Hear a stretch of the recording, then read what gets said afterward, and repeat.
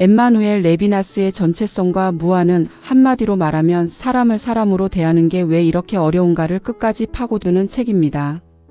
우리는 매일 수많은 사람을 만나지만 정말로 누군가를 만난다고 말할 수 있는 순간은 생각보다 많지 않습니다. 회사에서는 직급으로, 학교에서는 성적으로, 사회에서는 역할과 이미지로 서로를 판단합니다. 생각해 보세요. 오늘 만난 사람들을 떠올려 보면 우리는 그들을 정말 만났다고 할 수 있을까요? 편의점 알바생, 회사 동료, 심지어 가족까지도 우리는 너무나 자주 그들이 어떤 사람인지를 미리 정해놓고 대합니다. 레비나스는 바로 이 지점에서 질문을 던집니다. 지금 당신이 보고 있는 것은 한 사람인가? 아니면 당신이 만들어낸 설명인가? 레비나스가 비판하는 것은 서양 철학이 오랫동안 붙잡아 온 사고방식입니다. 우리는 세상을 이해하려고 할 때 항상 정리하고 분류하고 이름 붙이려 합니다.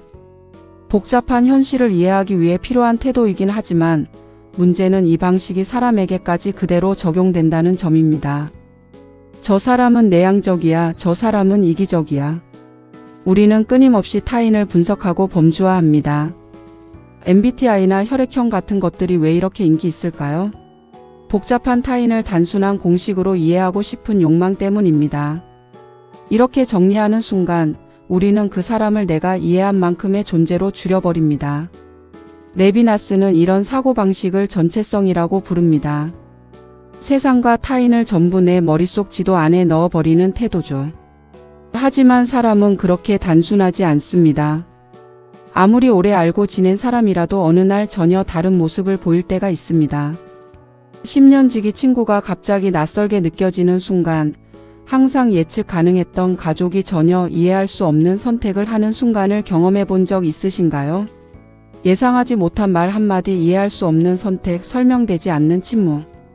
레비나스는 바로 이 지점에서 무한이라는 말을 꺼냅니다. 무한이란 이 사람은 내가 다 알 수 없다는 사실 자체입니다. 아무리 설명해도 남는 부분, 내가 만든 범주로는 결코 담을 수 없는 부분, 그것이 타인의 무한입니다.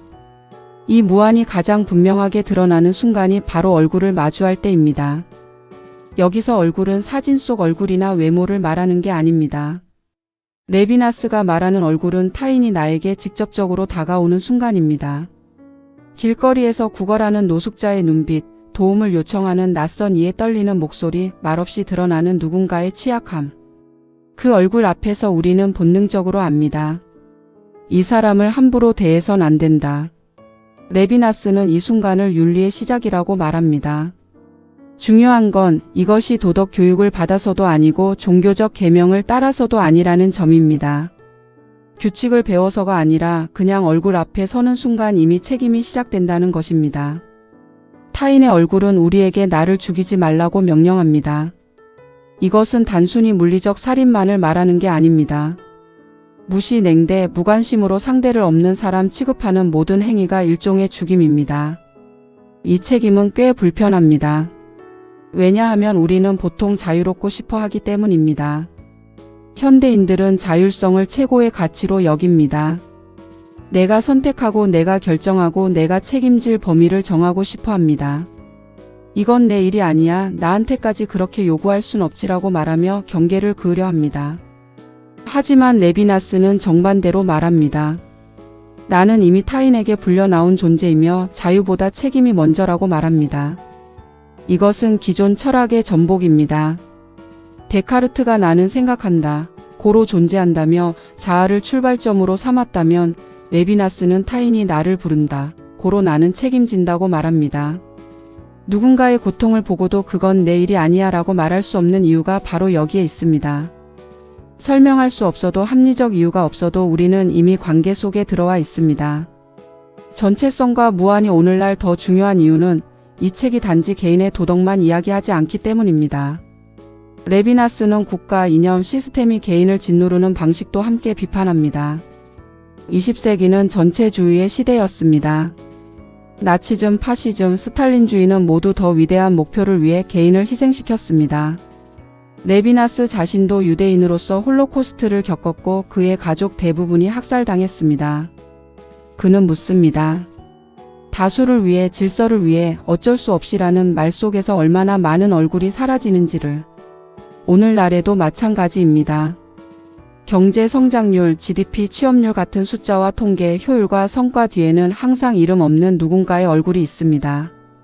부동산 정책, 고용 유연화, 구조 조정 같은 추상적 언어 뒤에는 구체적인 한 사람 한 사람의 삶이 있습니다. 레비나스는 말합니다. 어떤 거대한 목표도 어떤 숭고한 이념도 눈앞에 한 사람을 지워버릴 권리는 없다고.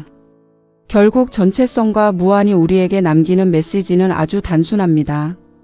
사람을 너무 빨리 이해했다고 말하지 말라는 것, 상대를 설명으로 끝내지 말라는 것, 그리고 가끔은 이해보다 책임이 먼저라는 사실을 기억하라는 것입니다. 이 책을 다 읽고 나면 세상이 갑자기 쉬워지지는 않습니다. 오히려 사람을 대하는 일이 더 어렵게 느껴질지도 모릅니다. 타인을 쉽게 판단할 수 없게 되고 무관심하게 지나칠 수 없게 되니까요. 하지만 레비나스는 그 불편함이 바로 윤리의 시작이라고 말합니다. 타인을 완전히 알 수 없다는 사실을 받아들이는 것, 그 앞에서 함부로 판단하지 않는 태도, 그것이 전체성과 무한이 우리에게 조용히 요구하는 삶의 자세입니다. 어쩌면 이것은 AI 시대, 빅데이터 시대를 사는 우리에게 더욱 필요한 메시지일지도 모릅니다. 모든 것을 데이터로 환원하고 알고리즘으로 예측하려는 시대에 레비나스는 여전히 묻습니다. 그래도 당신은 눈앞의 그 사람을 정말 만나고 있습니까? 이 영상이 도움이 되셨다면 구독과 좋아요 부탁드릴게요. 감사합니다.